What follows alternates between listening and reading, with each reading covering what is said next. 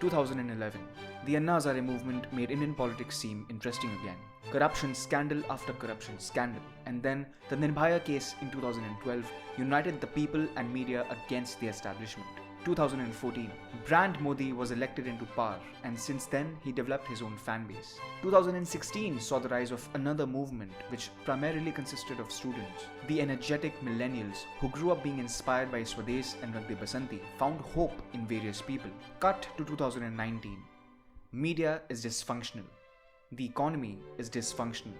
The beginning of the year 2019 saw a blood-boiling terrorist attack, and the end saw a disgusting case in Hyderabad.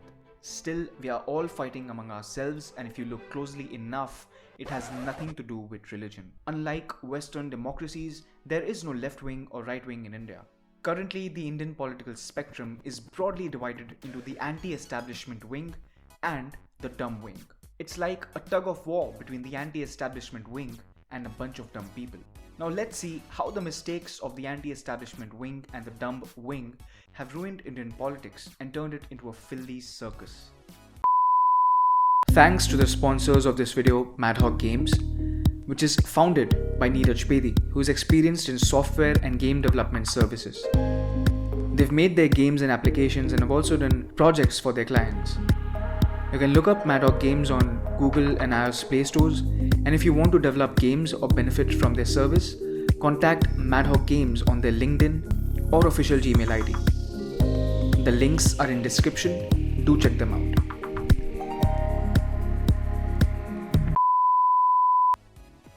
Let's talk about the anti-establishment wing first. The mistakes they did and what made people lose faith in them. Number 1. Selective outrage and hypocrisy. Yes, the Kathua case was horrific and should have been severely condemned, but the way people outraged, specifically mentioning a particular community, hurt the sentiments of the majority population in this country. A journalist specifically insisted to find a communal angle in the case in Kathua, but guess what? She was the one who urged not to communalize the recent case in Hyderabad. People like Swara, who call places in Pakistan the best places in the world, but calls the same Pakistan a failing state when her movie is banned. Such blatant hypocrisies made a common person lose faith in the anti-establishment wing. Number 2. Undermining certain issues. Issues like the Sabrimala verdict were not presented with clarity to the Indian youth. It was presented as an instance of gender discrimination, while it was simply a tradition.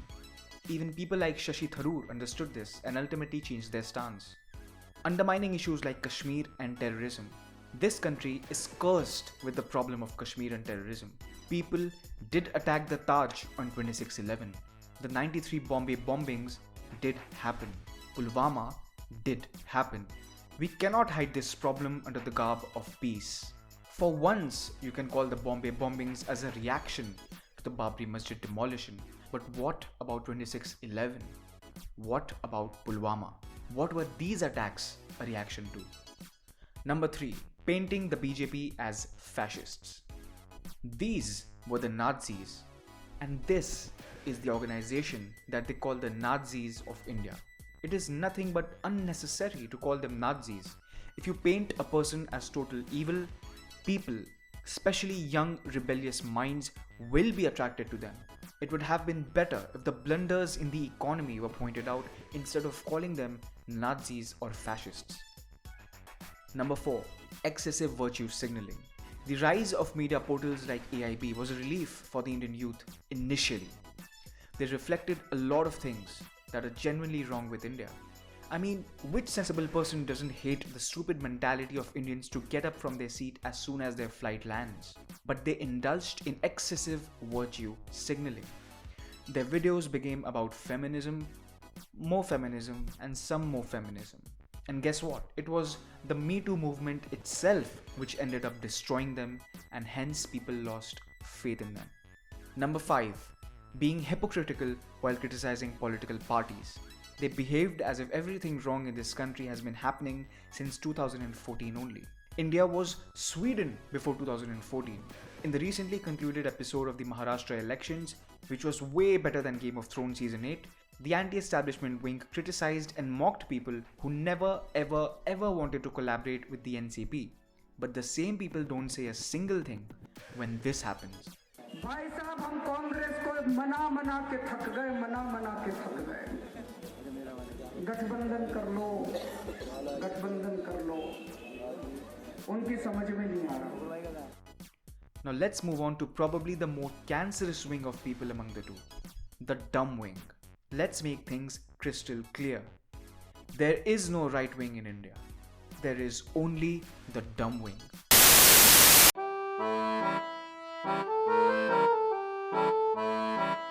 तो संघ से भेजे गए हैं कि आप भाजपा के प्राथमिक कार्यकर्ता हैं? क्या भाजपा के प्राथमिक कार्यकर्ता हैं। प्राथमिक कार्यकर्ता। तो रैली में आप मौजूद थे? जी। क्या बोला मोदी जी ने? प्रधानमंत्री मोदी जी ने मुरादाबाद जैसे कि बताया कि सब अभी वंदे मातरम का हम ऐसे जैसे गठबंधन हुआ। हाँ। और बुआ और बबुआ ने दोनों एक हो गए। हाँ। और बुआ बबुआ दोनों एक होने के पश्चात उन्होंने ऐसे प्रत्याशी को उतारा जिनसे वंदे मातरम वो भी विरोध करते हैं। वो वंदे मातरम का विरोध करते हैं। कौन करता है वंदे मातरम का विरोध? संभल के आपको पता ही है, मीडिया बंधु हो, आप समझदार हो, आपको बताने की। मीडिया बंधु तो समझदार है, पर हम आपसे जानना चाहते हैं कौन विरोध आपने अभी देखा पिछले 2 महीने पहले। हाँ। एक प्रत्याशी हैं। अच्छा, एक बात, आपने नाम क्या बताया? शिवम अग्रवाल। वंदे मातरम सुनाइए। वंदे मातरम का विरोध करना उनका। वंदे मातरम सुनाइए। वंदे मातरम अभी मुझे फिलहाल सुजलाम सुफलाम मलय शीतलाम शस्य श्यामलाम मातरम। अंत दीजिए। सबसे बड़ी जनता बेवकूफ़ है, सबसे बड़ी। क्यों? सर जनता ने मोदी जी को चुना है, आप बोल रहे हैं जनता बेवकूफ़ है? भाई आप हर 5 साल का बदल दोगे तो कैसे काम चलेगा, ये बताओ। अच्छा, मतलब बदलना नहीं चाहिए, 10 साल 15 साल दे दो। 10 साल तो दो कम से कम है। कॉन्स्टिट्यूशनल अमेंडमेंट करके 5 साल के टर्म को 10 साल कर देना चाहिए। पार्टी में सारे काम हो रहे हैं, ऐसा नहीं है कि आप ये रोडें देखो, यहाँ देखो आपने मार्केट की रोड है कैसी क्या हो रही हैं। ये आप बताइए। अच्छी हो रही हैं, अमेरिका से अच्छी रोड है अभी तो फिलहाल अगर देखा जाए तो। और बोलिए आप, एक नंबर आप जहाँ से जाइए। एक सेकंड VIP रोड चले आइए। मेरे क्या नाम बताया? भूपेंद्र जोगी। यूएस में कहाँ हैं आप? यूएस में बहुत जगह गया हुआ हूँ मैं। नाम बताइए। भूपेंद्र जोगी। नहीं, अमेरिका में कहाँ गए हैं? अमेरिका देखा हुआ है हमने न्यूज़ों पर। हाँ ना, और हम यहाँ पर देख रहे हैं। और यहाँ पे भी देख रहे हैं। अमेरिका की सड़कें देख यहाँ बिल्कुल देख रहे हैं, जहाँ ये सब बता रहे थे ना। आप मोबाइल में क्यों चेक कर रहे हैं? आप सुनाइए। हाँ बिल्कुल गाएंगे। आप गाइए। संशयाम मल्याम सुब्रत ज्योतिषम पुलकित्याम सुमिता दुमल सुनामीम सुहासिन सुमंद्र भूषमानी वंदे मातरम। बस भैया बस, बंकिम चंद्र जिंदा होते तो कसम से इनके पैरों में गिरकर माफी मांग लेते। हमने ऐसा तो नहीं लिखा था। जी हाँ, यही है सियासत की असली तस्वीर।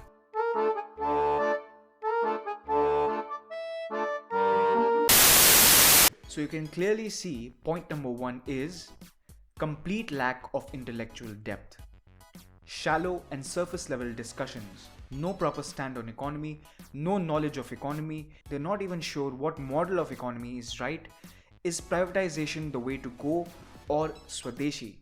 If Swadeshi, then how are you supporting a party that is privatizing everything? If privatization, then why do you hate people making money? If someone makes money, they hate that. Still, they support a party which is the most heavily funded. I mean, what the Decide to kar lo yaar. Number 2. No proper ideology. Vegetarian or non-vegetarian. The extremely liberal ideology of ancient India or the present one. A liberal bashing PewDiePie of the West or the liberals of the West who promote veganism and inclusivity. Look at this man. How he moral polices a girl who is wearing shorts. तो ये नहीं पहन सकती है, ये कपड़ा नहीं पहन सकती है। नहीं, आप पढ़े लिखे हो। Sir, I am educated, I am the professional. You are illiterate because of you. India is getting down. So you stop your bike and tell a lady she can't wear this clothes. You are gonna decide what she can wear. Brother, you can. Where do you work? Where do you work? Brother, I am telling you can do anything. Where do you work? You can do anything. I am telling. I'm asking you. Brother, I am humbly requesting. Tell me. Humbly requesting. Please provide the Indians. So Indians, so you are gonna decide what she's gonna wear. Indians should be. Indians should be. Well, what went wrong? I want to know what went wrong. Please wear the proper dress code of India. So this is an improper dress code that she's wearing. Yes. I am absolutely Please walk properly dress code for Indians. Are you mentally wrong? No, I am not mentally You wrong. get treated. I am. First thing is, this guy himself is wearing Western clothes and advising others to wear the Indian dress code, whatever that means. Secondly, the genius ancestors during the golden period of ancient India used to wear minimal clothes, naturally because of the hot climate in this country. Are you gonna hide that history? Are you gonna go and break all those statues, architecture and paintings like the invaders did? Number 3. Being hypocritical while criticizing political parties. This is something both the anti-establishment wing and the dumb wing have in common. If anyone has brought the nepotism debate into the mainstream media, it is the BJP and Modi. Who can forget Modi's Shehzade and Parivarwad jibe in the elections? But the same supporters have remained absolutely silent when people like Jai Shah are given positions of power. They hate the Congress, still are completely okay with Congress being inducted into the BJP. All in all, these people have started to support BJP as if it's their favorite football team. Kuch bhi karo, bas jeeto. Number 4. Peddling and believing conspiracy theories and fake news. Believing in conspiracy theories like the moon landing was faked, or global warming is a myth, or Nehru was a Muslim, or Nehru had AIDS, or Nehru had Advina. All these are absolutely shameful theories that are circulated mostly through WhatsApp. And most of the people in the dumb wing believe in it. It's okay to disagree with Nehru or anybody. But believing and peddling these conspiracy theories is dumbing us down as a nation. The USA has gone to the moon and the moon landing was not faked at all. Humanity has reached moon. Global warming is real and is happening all around us. Number 5. Getting personal with the people they hate. Hating on people like Shashi Tharoor because women get pictures with him. Hating on Nehru because he had pictures with women and he smoked. Why to get personal and sling mud on people that you disagree with? Tharoor is digitally lynched whenever a photo of him surfaces with his fans. People forget that these women are aware of everything about Tharoor and still want to get pictures clicked with him because of his personality. Why to attack him for that? Instead, as Indian men, we should be happy that an Indian man is so popular among women across the globe. Jealousy is pretty common in this dumb wing. You know what is happening? We have ended up hating each other as a nation. No, it's not about religion. It's genuinely about people hating people. Just pause and think for a while. Who and what hasn't been hated in the past 5 years? Ambani is hated by the communists. An Indian origin man won Nobel Prize in Economics. He was labeled as an agent of the left. Movies, brands, companies, singers, directors, creators, everyone and everything is being hated. India is genuinely getting jobless as a nation. With the lack of opportunities here, the ones who could have moved abroad have already moved, while the ones who are left here feel cheated and angry. With nothing better to do and with cheap internet, the youth of this country has ended up hating everything. It's complete chaos, just like how Gotham was in the end of the movie Joker. So what is the solution? I don't want to preach too much, but what I think is at least the youth of India should support each other irrespective of whatever has happened and however they have behaved with each other on the internet and in real life. Everyone has slung mud on everyone here and India doesn't seem to be going forward or anywhere. We have to focus on achieving, creating and building things. For this, we have to reward people who achieve and create. We cannot afford to lynch them. We have to focus on efficiency and productivity. We all have been part of a great civilization and we are failing our ancestors. Let us leave our past behind, let us be rational, and let us try to unite irrespective of how diverse we are.